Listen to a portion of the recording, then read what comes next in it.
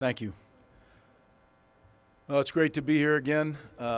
Feel blessed to be a member of the Big Ten Conference, and at Rutgers, that's something that early on in my tenure, the first time, going back to 2002, I can remember sitting in the room after my radio show with Tim Pernetti and saying, you know what, we don't belong where we are. We need to get into the Big Ten, and that started a 13-year quest, and to be in here, we feel blessed, and I really feel especially appreciative for Commissioner Petiti. The job he's done in a year, he and his staff, is just tremendous. So to Tony, thank you for everything. And I'd be remiss if I didn't thank our president, Jonathan Holloway.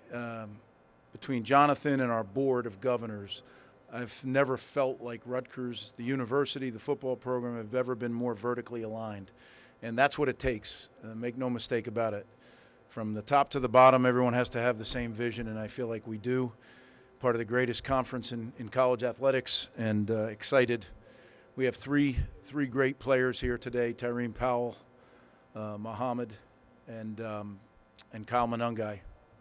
And when you talk about Muhammad Toure, just a tremendous football player and even a more responsible young man, a great leader on our team. Kyle Monungai burst onto the scene last year, but we knew what we had, and as good a performer as he is on the football field, he's even a finer young man. And Tyreen Powell, I remember getting there in late December of 2019, arriving at Rutgers, and he was committed to Virginia Tech, and going into his home and talking with he and his family. And he made a promise at that point that he was going to stay home and go to Rutgers, and I made him a promise that we would prepare him, develop him for his ability to reach his goals. And to have him here on our team now, recovering from surgery and going to be ready to go this fall, is huge. So three great representatives, three New Jersey kids that I'm very, very proud of. Looking forward to the season. We get started here. Our players arrive on Sunday, and away we go. We have a Thursday night start against Howard University, and looking forward to that. And again, we have a long training camp ahead of us, and one that we got to stay in the moment. You know, I talk to our players all the time. There's two great thieves in this world: the past and the future. And we talk about chopping the moment, chopping right now, being in the present. Well, that's what, as their leader, I need to do that. So this is a great entry to preseason camp. And with that, I'll take any questions.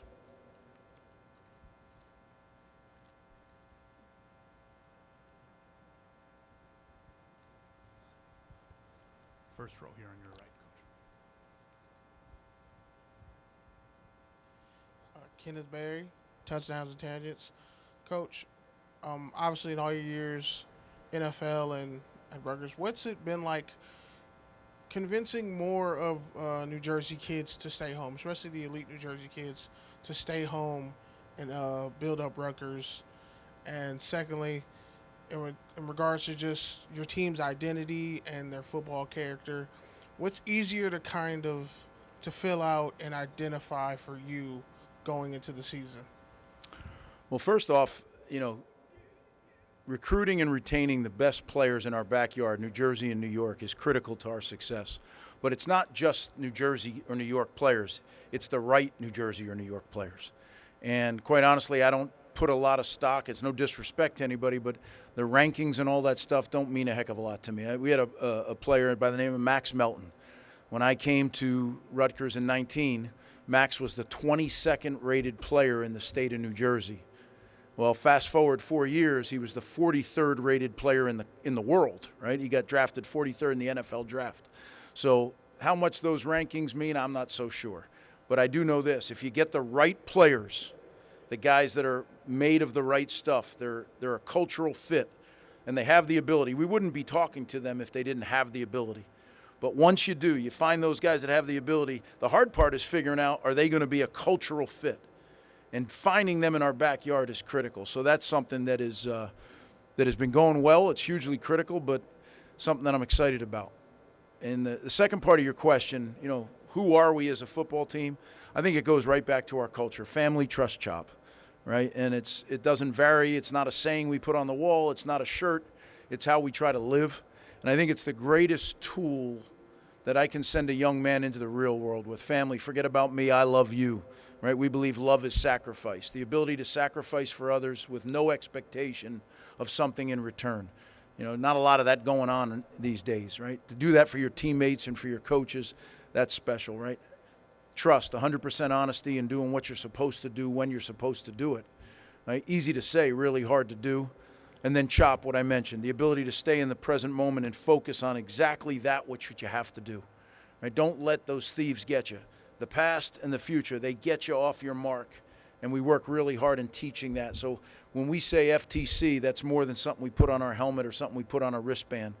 It's a way that we try to live life and equip these guys to go out into the real world and be able to be great husbands, great fathers, and productive members of society. So if that, what is our team? It's that FTC.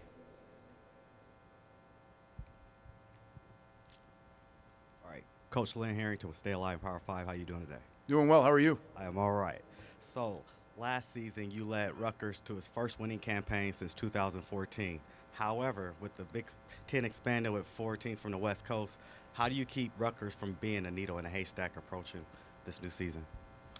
Well, look, I don't try to hide from who we are or what we are. Right? We've been playing football longer than anybody else on the planet. Yet we haven't been playing at this level very long. You go back to the mid-'80s when we really made the jump to major college football. So relatively young, but it's time. It's time to get going. It's time to make a mark. And as I've talked to our people about, we've been filling the pipeline since we got there with quality young men, quality football players. And I believe now the pipeline's close to being full. Although some of it is young still, right? We have an experienced group at the end of the pipeline. We're going to have a lot of NFL players that come out of this season. And to me, anytime we've had great teams at Rutgers, they've been made up of NFL players. And I'm looking forward to it. I'm excited about it.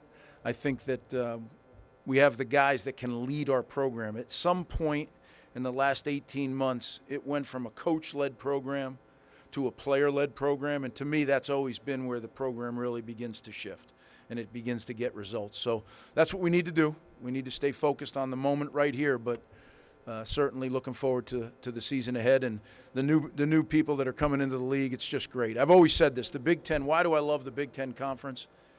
To me, it's that sweet spot, that intersection of elite academics with elite football.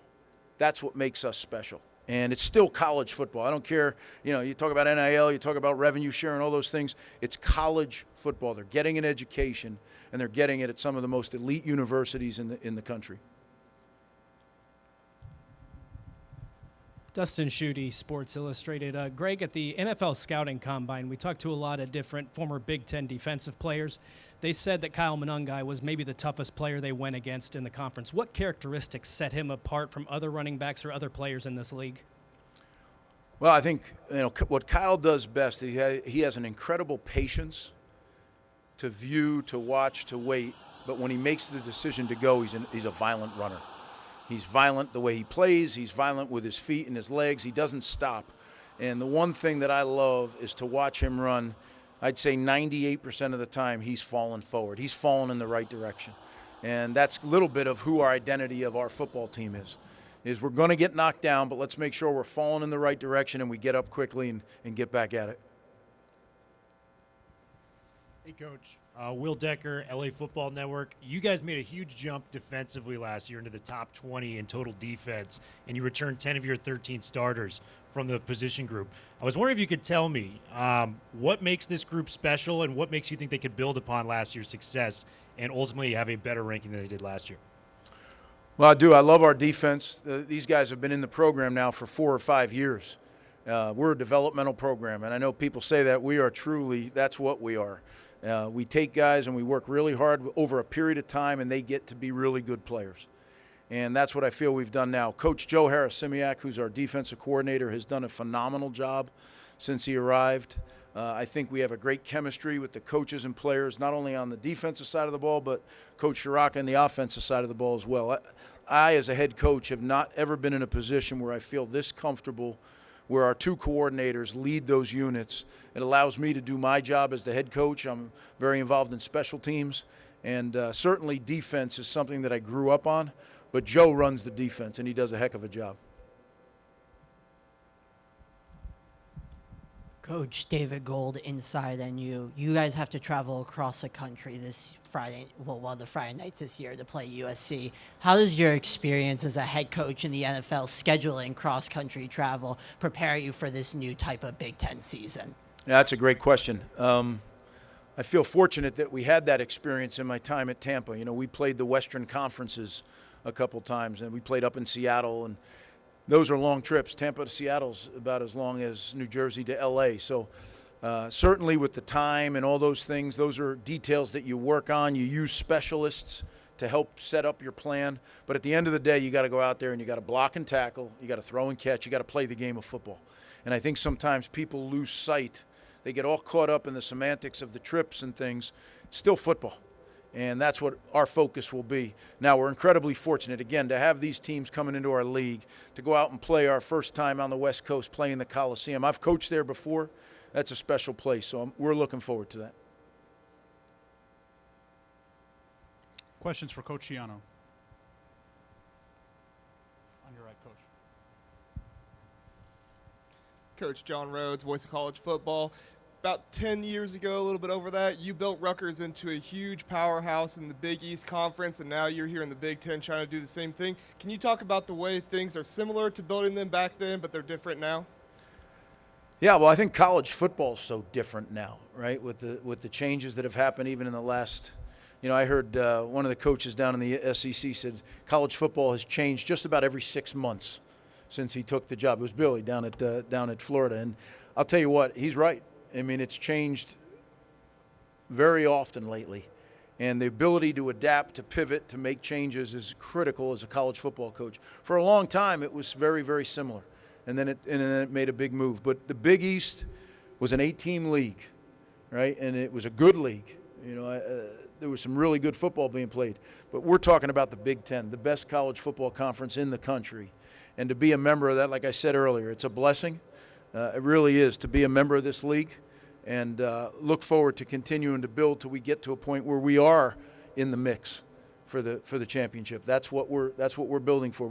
I didn't come out of retirement to go to a bowl game, and you know, I came out of retirement to win a championship at Rutgers, and hopefully we'll do that.